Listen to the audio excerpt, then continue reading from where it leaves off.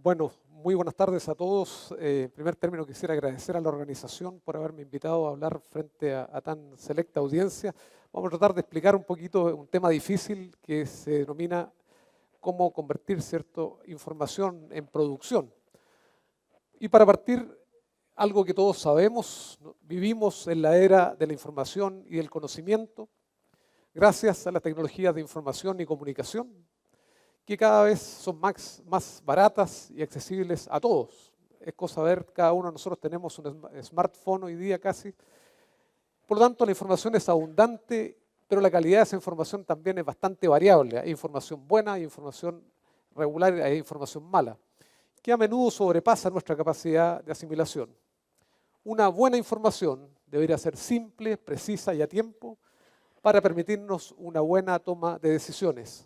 Por lo tanto, a nivel de producción, el desafío es convertir la gran cantidad de datos que nosotros tenemos hoy día en información útil para una buena toma de decisiones.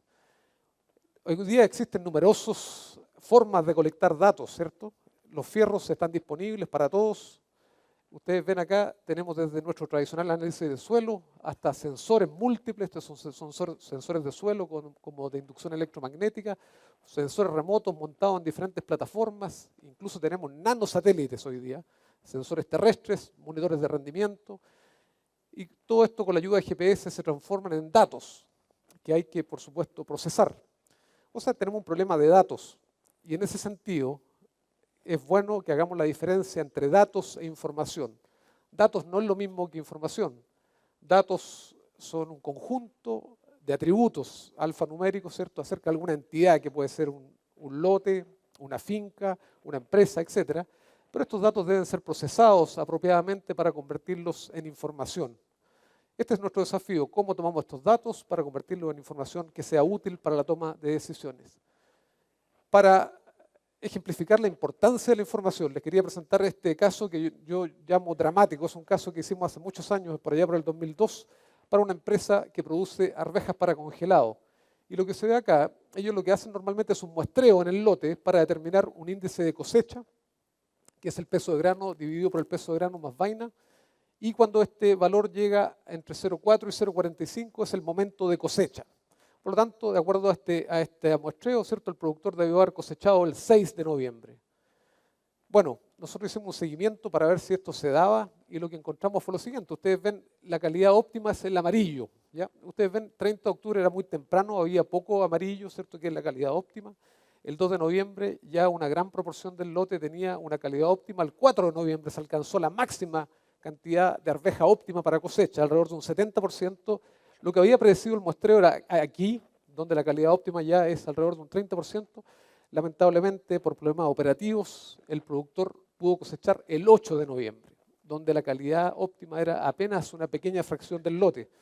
Resultado, el productor no pudo vender una arveja, la empresa tuvo que salir a comprar arveja a otros lados, ¿cierto? Esta arveja fue usada para alimentación animal y una pérdida económica muy fuerte, ¿cierto? Si el productor hubiera contado con la información a tiempo, precisa, espacial, él pudiera haber tomado una mejor decisión. Así que la información finalmente es dinero. Ahora, ¿cómo transformamos nosotros información en producción? Yo he resumido esto en 3 grandes ítems. Primero, una adecuada recolección de datos, donde si nosotros estamos muestreando, tenemos que tomar un número apropiado de muestras, ¿cierto?, en función de la variabilidad del lote o del ambiente que queramos caracterizar. A mayor variabilidad, mayor número de muestras. Y un segundo elemento que incluso para agricultura de promedio, un muestreo en grilla es muy superior a aquel al azar. Eso significa que incluso aunque estemos trabajando con promedios, es mucho mejor tener grillas virtuales las cuales nosotros podamos muestrear todo el tiempo. Lo segundo, el uso de software apropiado, sistemas de información geográfica, ojalá agrícolas, no de estos genéricos. Y quiero reivindicar un poco el Excel. Cuando se habla de agricultura de Excel, yo creo que se refería a otra cosa, no al análisis de datos, porque Excel tiene una potencia muy grande en términos de análisis de datos, una potencia que nosotros hemos explorado muy poquito. Tiene herramientas de análisis, ¿cierto? Tiene optimización y una serie de otras herramientas que nosotros podemos incorporar. Y lo tercero, el uso de algoritmos adecuados, y aquí viene un concepto que es bien clave que se llama minería de datos, que lo que busca es descubrir la información que está detrás de los datos. Se supone que la información está ahí, solamente tenemos que usar el algoritmo apropiado. Y para ello, si es que esta cosa funciona, bueno, aquí algunos ejemplos, ¿cierto? Muestreo sistemático superior a aquel muestreo aleatorio, así que incluso para agricultura de promedio, con un n directamente proporcional a la variabilidad del lote, por supuesto.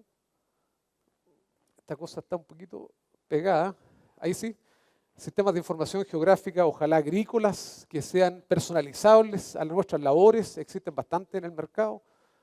Y el tercer elemento, que tal vez es el más importante, ¿cierto? La minería de datos. Y aquí quería presentarles este ejemplo. Aquí tenemos una relación entre dos variables, ¿cierto? Una variable independiente, una X, y una variable dependiente, una Y, que podría ser, por ejemplo, aquí un NDVI, o el nivel de fósforo en el suelo, y esto podría ser rendimiento. Si nosotros miramos acá y hiciéramos un modelo general, este modelo sería bastante malo, ¿cierto? Y un R cuadrado muy bajo. Sin embargo, nosotros podemos distinguir que aquí en este gráfico de dispersión hay dos subpoblaciones. Por lo tanto, si yo hago un modelo para cada subpoblación que podría corresponder a los ambientes que ustedes definen, yo tengo un mucho mejor resultado. Bueno, este es el análisis por clúster o por ambiente o por grupo, como quieran llamarle. Y solamente quería mostrarles el efecto que tiene, ¿cierto?, hacer regresión por clúster en el resultado del modelo. Aquí estamos tratando de predecir rendimiento, ¿cierto? Este es el rendimiento estimado y este es el observado. Si nosotros hiciéramos un modelo general sin considerar los ambientes o los grupos, el resultado es bastante malo, ¿cierto? Un R cuadrado alrededor de 0,20, el cual va mejorando, ¿cierto? A medida que nosotros dividimos la población en subpoblaciones o grupos, hasta llegar a un óptimo aquí con 4 grupos. Esta es una técnica simple de minería de datos que se puede usar y, por supuesto, los ambientes pueden ser caracterizados a través de diferentes herramientas. Y aquí les quería presentar un ejemplo de un modelo que nosotros hemos estado trabajando para predecir rendimiento en uva vinífera 90 a 100 días antes de cosecha. Y el modelo es bastante simple, es un modelo de componentes de rendimiento que ustedes manejan muy bien, donde tenemos que el rendimiento es función del número de racimos por metro, el peso de racimos y los metros lineales por hectárea que se calculan en base al distanciamiento entre las hileras, ¿cierto? El desafío aquí es, por supuesto, estimar el peso de racimo con anterioridad, ojalá 100 días antes de cosecha, ¿cierto?, para poder predecir cuál va a ser el rendimiento final, considerando que el número de racimos sea algo fijo porque se usa lo que se llama raleo, ¿cierto? Nosotros dejamos un número fijo de racimos. Entonces el desafío es, aquí tenemos por ejemplo el peso de racimos en función del tiempo antes de cosecha. Ustedes ven aquí 90 días de cosecha, antes de cosecha, la idea es poder llegar a predecir cuál va a ser el valor final.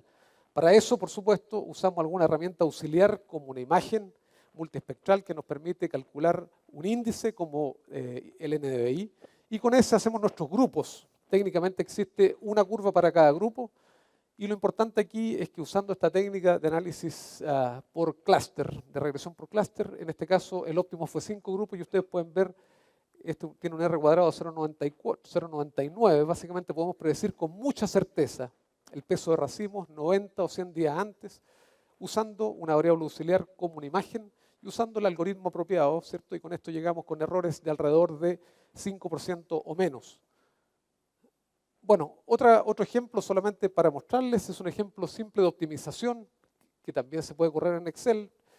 En este caso partimos con un muestreo en grilla, con datos de monitoreo de rendimiento. Finalmente definimos las dosis de nitrógeno, fósforo, potasio, en este caso solamente la dosis de fósforo. Y por supuesto con el algoritmo que ustedes puedan usar. Pero lo importante es que tenemos un modelo, si es que ahí, un modelo matemático, ¿cierto?, que nos permite básicamente optimizar la aplicación de fertilizantes, ¿cierto?, calculando una mezcla única NPK que minimiza, ¿cierto?, la diferencia entre lo que se requiere en cada lugar y lo que se está aplicando. Y lo más importante es que este modelo es bastante flexible, ¿cierto?, permitiendo lo que se llama personalizar, ¿cierto?, la recomendación. En este caso, además, se le incluye un concepto que se llama valor de riesgo, ¿cierto?, que tiene que ver en este caso con el tipo de mezcla que estamos usando. Si estamos usando una mezcla física que segrega, por supuesto, las cantidades que vamos a aplicar en cada lugar van a ser distintas por un tema de segregación y nosotros podemos jugar, ¿cierto?, con esta parte para, por ejemplo, trabajar con niveles de seguridad. Si queremos aplicar con un 90% de certeza, ese Z que aparece ahí hace que la dosis final se aumente y por lo tanto aseguramos que en cada lugar caiga lo mínimo que se requiere. Pero lo más importante es que este modelo que se ve complejo puede ser implementado en herramientas simples, ¿cierto?, como Excel, y lo más importante tal vez que es personalizable. Aquí el asesor puede trabajar estos datos sin problema. Ups. Ahí sí. Bueno, lo que se llega finalmente, ¿cierto?, es una mezcla única que se aplica en dosis variables posteriormente, ¿cierto?, y que se carga en la máquina para poder aplicar. Bueno, ahora, ¿se paga o no se paga la información? Es una pregunta que siempre nos hacemos, ¿cierto? Y para eso tenemos un marco conceptual. En este caso, yo tomé el marco conceptual para análisis de la información sitio específica. Un productor está enfrentado a dos tipos de información, una información promedio, con el cual puede hacer un manejo promedio o uniforme, o una información sitio específica que puede ser un mapa, con el cual puede hacer un manejo sitio específico. Esto también podría ser información, ¿cierto? Esto podría ser agricultura sin información versus agricultura con información. El concepto es exactamente el mismo.